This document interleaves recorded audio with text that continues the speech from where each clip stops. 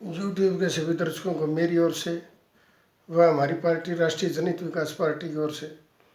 देश की प्यारी जनता के चरणों में कोटि कोटि नमन। और इसी जन जागरण अभियान की कड़ी में आज देश की जनता के समक्ष समतामूलक समाज की स्थापना कैसे हो, इसके लिए आप सबके सामने अपने विचार साझा करने को मैं आप सबके सामने ये कोशिश करूँगा कि जब संविधान में बाबा साहब ने हम सब के लिए समान रोजगार, समान कानून की व्यवस्था, समान अधिकार की व्यवस्था, तो देखते ही देखते मैं ये पूछना चाहता हूँ कि हमारे समाज के 90% लोग आज भी अपनी रोजी रोटी के लिए पूरे जीवन भर संघर्ष करने को मजबूर होते हैं। और देखते देखते चंद आदमी या पूरी व्यवस्था के पूरी जनसंख्या के 10% आदमी पूरी पूंजीवाद की जो एक ऐसी महान विडंबना को तैयार करते हैं कि वो देखते देखते धनपति और कुबेरपति का प्रतिष्ठा को पा लेते हैं। तो मैं ये कहना चाहता हूँ कि जब सत्ता में बैठे लोग क्या मनमानी करके अपने परिवारों के लिए तो वो 7 पीढ़ी की व्यवस्था करते हैं और अपने लिए हमेशा वो राजगद्दी कैसे बरकरार रहे उसके लिए कोशिश में है। और देश की अधिकांश जनता बेचारी जो 2 वक्त की रोटी के लिए दिन रात एक करके भी बड़ा संकट में जीवन व्यतीत करने को मजबूर होते हैं, उसके प्रति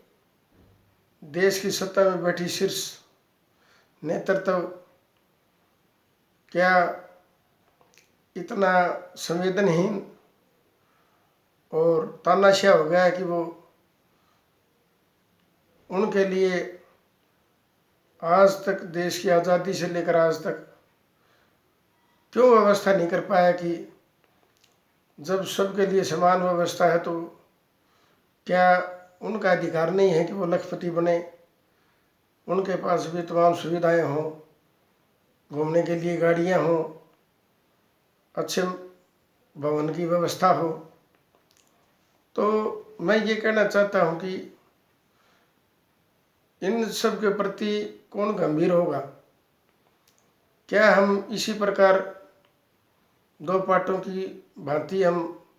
सत्ता चाहे कोई भी आए, सत्ता कोई भी जाए, उसके बीच में हम पीसते रहेंगे और ये तानाशाह प्रवृत्ति के लोग सत्ता में बैठकर हमें पीसते रहेंगे? मैं ये कहना चाहता हूँ कि जब एक गरीब के वोट की ताकत भी उतनी है जितनी एक अमीर के वोट की ताकत के समान, तो ये इतना अभेद क्यों? मैं ये कहना चाहता हूँ कि क्या शिक्षा का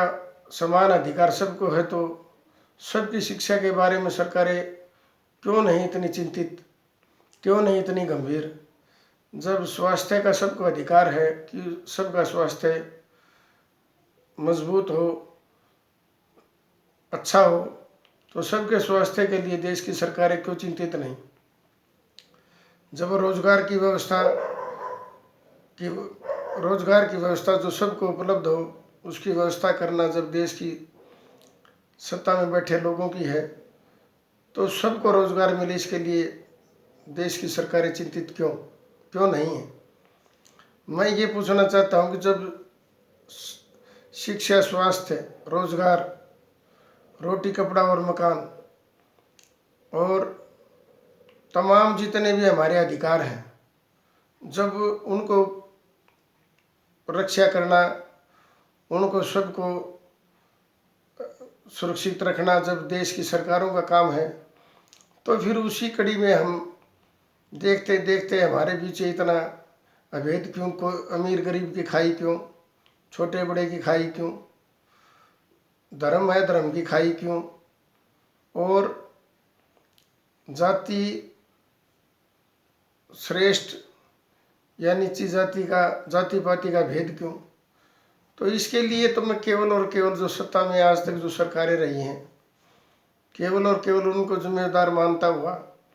मैं ये कहना चाहता हूँ कि सत्ता में बैठे लोगों की ये सोच होनी चाहिए कि मुफ्त की बंदरबाट ना करके, देश की जनता का ईमान नहीं डिगा कर, जो जिस काबिल है, एक परिवार में अगर 2 लोग कम पढ़े लिखे हैं तो उनके लिए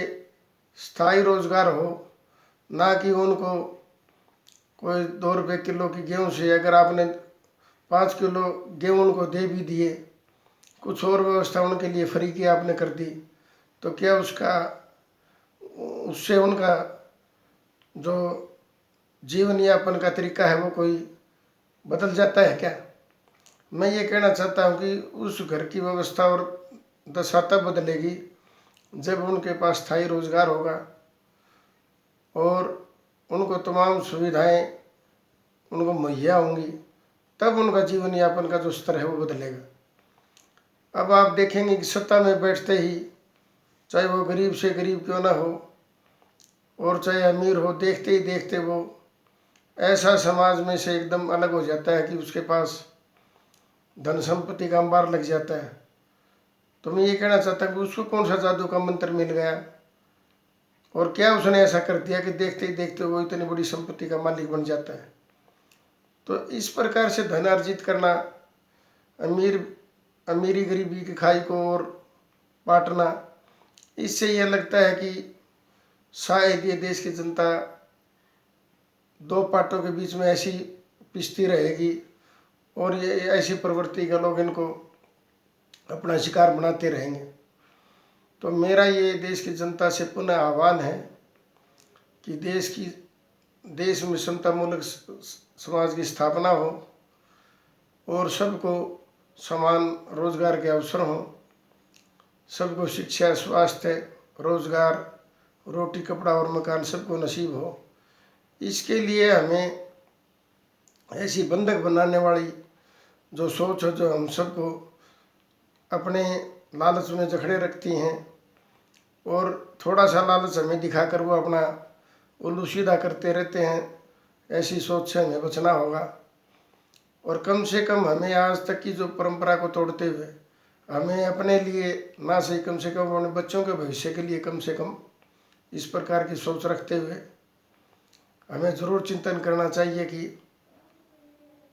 हमारा देश और समाज ज़्यादा से ज़्यादा कैसे सुखमय हो, एक विकास की दृष्टि से ऐसे पायदान पर खड़ा हो जहाँ हमें देश और देश में जो समाज के लोग हैं खुशहाल, और देश एक ऐसी मिसाल बने कि लोग ये कहेंगे देखो भारत आज कितना सक्षम और उन्नत देश है। तो ऐसा तभी संभव होगा जब हम अपनी सोच को बदलेंगे और इसके लिए हमें संकल्पबद्ध होना पड़ेगा कि अगर ऐसी समाज की व्यवस्था चाहते हैं तो इस प्रकार की सोच के साथ हमें जुड़ना होगा जो देश और समाज के लिए जिनका चिंतन और सोच सर्वोपरि है। धन्यवाद।